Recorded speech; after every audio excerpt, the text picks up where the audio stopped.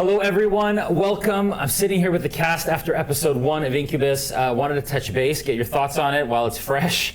It's been a wild, crazy ride, and it hasn't been that long. I mean, I basically just met most of you months ago, not years yet, months ago, and consider you some of my closest friends. Honestly, it's been an incredible experience. We just came from Gen Con. We drove up to record this. How do you all feel about the first episode so far? Stoked. Yes. Yeah. Incredibly happy. And yep.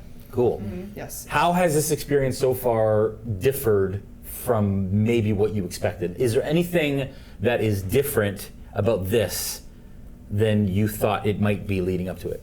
Well, since this whole thing is new to me, like I didn't expect to be going to work today, you know? Right. I Sure. spent so much time in the tattoo shop. That was flashbacks, man. Right. You know? I mean, but this is not new for you and Kelly. You guys have been part of a pretty big TV show. Yeah. How has this experience been different than that? Like, oh well, it's way different. Sure. And you know, so many ways, all the ways. very many Yeah. many ways. Yeah.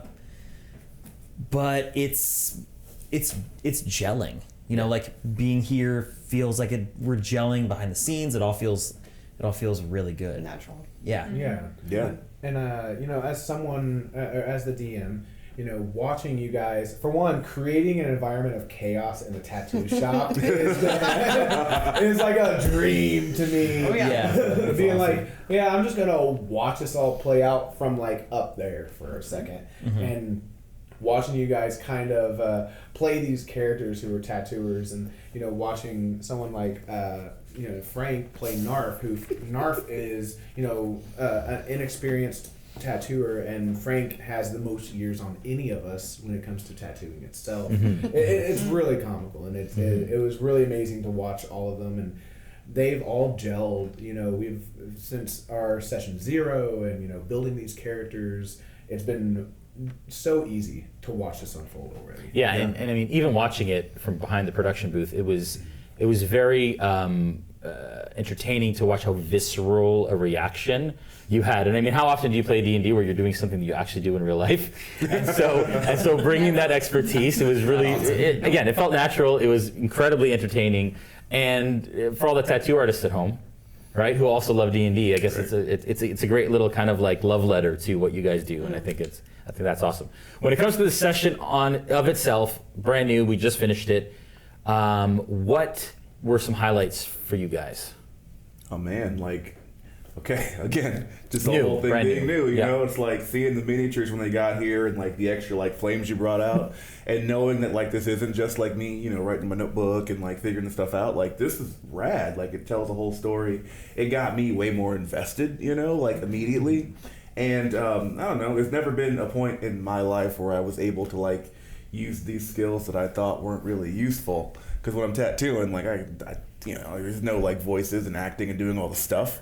You know, this is this might be my new job. Hey!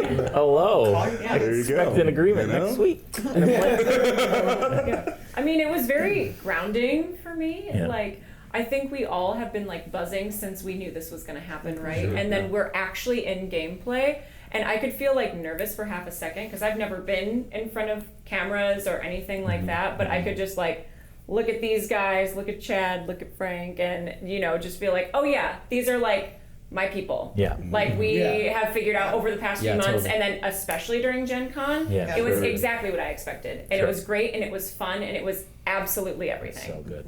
That's great. You know, since you were just saying that, like I really like the switch in Dara's character, like her mode of where she perceives herself in the group. Like all the stuff that was in the Incubus, you were just like, you know, playing her like she was intimidated by like these two especially, and then like burning building, and you were like, door. Yeah. Well, and that's true, right? I mean, like, that's the thing. Dara is here very new. Like, I don't know if I mentioned it earlier, but she's only been on the bus for about 6 months. Sure. So, and you know, she feels like she's imposing maybe a little bit still, and she's like, oh, like I'm taking this thing from you, and you guys are doing this thing for me, because she is a giver. Yeah. So the second someone else needs something, like all bets off, and that is where she's confident. Yeah, that's awesome. And also, as just from watching this unfold, Dara is in an environment that's super new to her. Like, she is still learning it. But you know what she does know how to do? Go out in the world and survive. So guess what? There's a door, I'm kicking that down. Yep. So that... Even if it's already unlocked. I love it. That's great. Andy, you're the master of the quips. You're the master of the one-liners and the awkward pauses and all of that stuff. For you, what was this like? And you've played D&D for how long? I'm playing since like 2003 or 4. Yeah. So it's You put years. You put years in. Yeah. What was that like? I mean, you playing D&D for a very long time. What's it like in this environment with these people? It's so fun. Like, I love these guys. They're so creative. They're just so likable in person and in game. They like really fold into these people, and I just love seeing like these little dynamics being created, and it just feels natural. And I think when you play D&D and you play with people where of different personalities, you're gonna have a lot of different types of play. And playing with these guys, I think you can just like see and feel like the electricity and kind of the connection and everything. And yeah, just like getting set on fire and You see that damage. You said that you were going to run through that fire, and I was like looking at his hit points. And then like looking back at my own notes, like trying not to make it really obvious, and I'm just like, yeah, dude, go for it. Like, Yeah. But that's like, if that's the personality build, Mickey's not afraid of fire. So guess what? Going into the fire. Don't know what's on the other side. There might be someone there though. Yeah. And I mean, we've been working on getting this show together before filming, I say only, but it was a build up for like 6 months of us, across the country, and internationally, engaging with one another. So, and that entire time, I have never in my life had to do so much prep because I've never played so much back to D&D, and I expected it, but it never ceased to fail with Dungeons and Dragons. No matter 6 months of prep, I've never done that level of like trying to make sure that this could happen or this could happen, only to be like, none of that happens, but we get to make it up, and that's what the best part of it is. Is you guys come up with something so much cooler than like they can even be expected. Yeah. And that to me was fucking wild to just watch unfold. Yeah, awesome. Beth, watching Andy run into the Mickey. Andy would never do that. Mickey walk into the that was a hint of sarcasm. If you didn't notice, that was a hint of sarcasm. That said, how do you think the Incubus crew are going to fare moving forward? Oh, pretty much like this. Yeah. Yep, pretty much like that. Yeah. I mean, again, it's that crazy dynamic of, I met everybody except for you like 5 days ago. And it was just a couple minutes ago. So it's just like having that dynamic of like getting two tattooers in the group, and like the kind of camaraderie that we have is like we're the old heads at the shop. Like we've been there for a while, worked with each other for years. But like we met a couple days ago, and it's like, okay, you're doing push-ups, I'm gonna step over you. This is annoying. That kind of stuff where it's just like, yep, okay, that makes sense. So it's like, I think moving forward, it's gonna be a lot of that. It's like our tattooer personalities are coming through, our character personalities are coming through, and then this immediate chemistry and dynamic that we all have. That it's just like, oh, okay, in real life and in we're game. all besties. Good. Yeah. So it was just like this crash course that doesn't feel forced or rushed or disingenuous at all. Yeah. And that's been really cool to kind of see. So I think moving forward, it's like I can't wait to see like how we start out. Like you're the new guy, I've been here for a while, and you're the shop girl, and where we end up is going to be really exciting for me. Yeah, and it's a lot like our real lives in a sense. Like I think people who are gonna watch this who are like tattooers or maybe not, like just feel and know like some of these work dynamics, like The Office, where you're like, man, I know some of this mundane shit. Like I ran into that guy at the airport. Like I sat, Beth sat next to him at a bar on our way here, and like I think we've all, I love it. we can all relate. That's what D&D is about. Yeah, totally. Well, we're going to wrap up in a sec. One more question for everyone, and that is, one of the best things about D&D is that sometimes when you run or walk into or start a campaign, you never necessarily know what your character's going to look like, and you surprise yourself, right? Like you have all these ideas, my character's going to be the cool, blah, blah, blah, blah, and then in the game you're like, oh my gosh, this happened, or a roll ruined it for me, or I just had like an epiphany for me.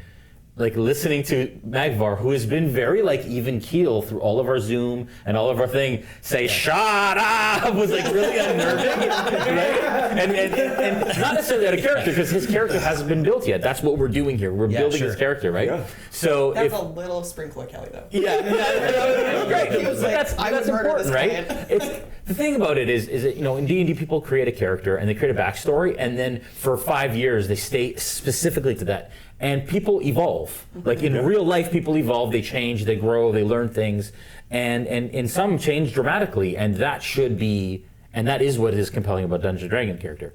So for you guys, what are the things about your characters that you learned in this session? Let's Shut up!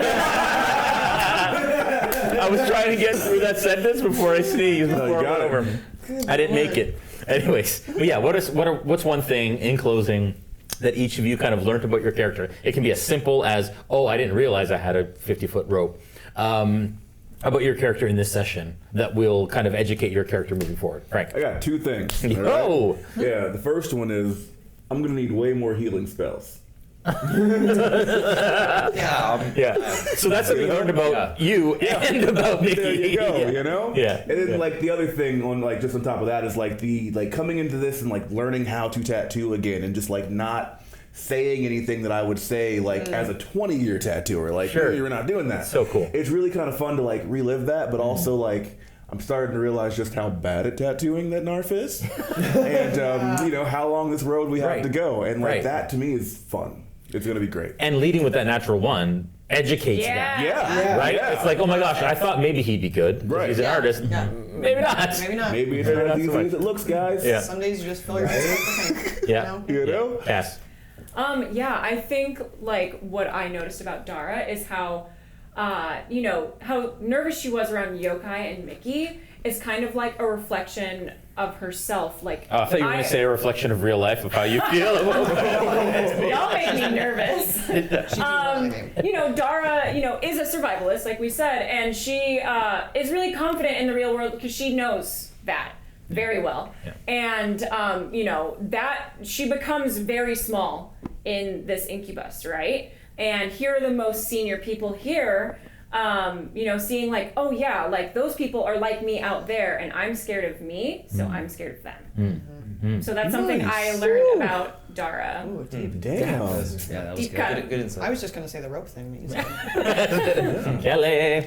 Yeah, so it's funny that you brought up the, you know, yelling shut up at the dwarf, right? Because that may have seemed that Magvar was like really, really upset with that dwarf, but it was really just like he saw how dire Knarf's situation was and he couldn't get there in time, and the only thing that he could do was to make this man deliver a snake. Right? Like, it was the only way that he could help, and he couldn't, like the nervousness of trying to not, you know, to be really suppressed, like the dam broke. Yeah. And that came like, through. Absolutely. It was like nervous energy. It was like a nervous kind of outburst of like, I'm at my limit. Right. Yeah. Right. Yeah. I love that. Thanks, buddy.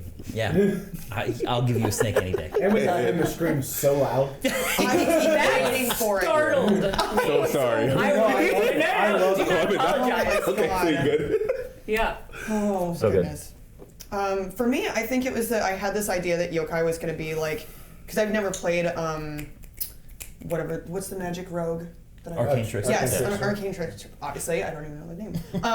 But I never, you know, like working that into rogue stuff. I'm like, ooh, yeah, rogue with magic. I'm gonna be so good with this. Yeah. But it almost seems like she's just like not confident with it because she wasn't really taught magic. She kind of stole Sure. it from her mentor. Sure. So watching like my lockpick break off and being like, damn it, that was supposed to be perfect. And I was like, no, it's better that it's not. Yeah. You know, or like seeing like my meditation circle kind of just get screwed up by all the noise. Like if I was really meditating, it wouldn't bother me. Yeah. You know, but I don't really have that magic down yet, the same way I don't have my magic mechanics down yet, that I'm like reading through my spells like at hyperspeed, making sure I don't screw anything up because I always play a straight rogue. I don't really play a magic rogue. So I think that was cool that it didn't work.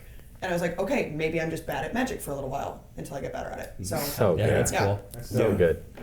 Andy. I think Mickey is, you know, very curious about like new dynamics coming into the shop.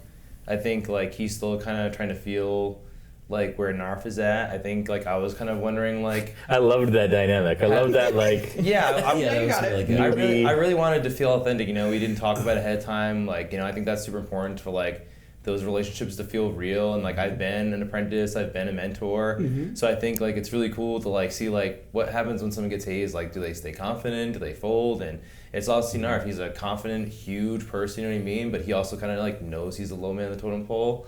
And also too like responding to the situations of my friends, like seeing what how they throw themselves in, and him feeling like he wants to do that too and make himself valuable and just run headlong into a situation just in case like there's someone who needs help. Yeah. So. So good, so good. Okay, last but not least, Chad. This is the first time. First of all, Chad. Yeah, dude. Great job. Good job. First off, I'm proud. Yes. And I'm not going to get emotional about it, but I'm proud. This is your first time on stream. Yeah.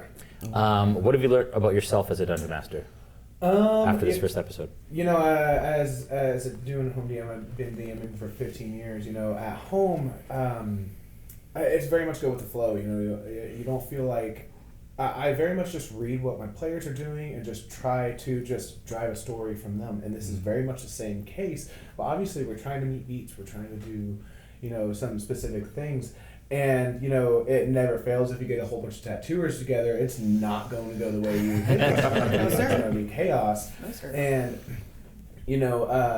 it's different in the sense of, having more prepared and, being under, even though, like, there's cameras and stuff, being able to play with my friends, and ultimately when I look back at the table and realize that's all we're doing is just playing this amazing game and hanging out, I mean, that makes it all worth it. Yeah. And, I appreciate you guys playing in this and making it to where the story can be what we're making it. And I'm beyond, proud of you guys because they have put so much work into like their characters, and that it is your gears within this world that make it have lifeblood. And that is where I'll leave that. Awesome. Well, hope you enjoyed episode 1. We will see you for episode 2 next week. Don't miss it. I love you guys. I'm very, very excited for the future of this campaign. You guys have a good night. Bye.